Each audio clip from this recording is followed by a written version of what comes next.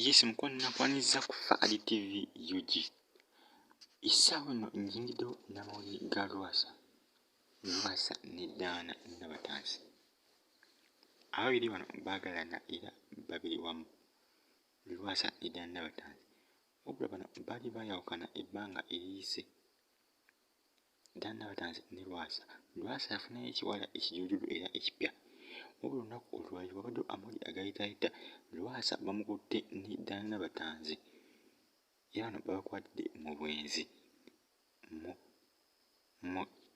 mu kisulo ekimu oba awasula abantu oba gye wandiyise hotero.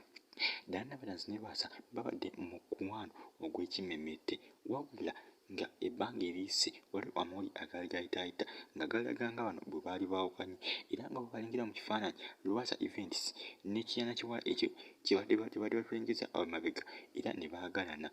Lwasa Events yasuulawo Diana Nabatanzi n'afuna Kiana Kiwala ekyo ekiggya ky'alina. Byampuna nnyo nnyo. Faali TV UG mweraba.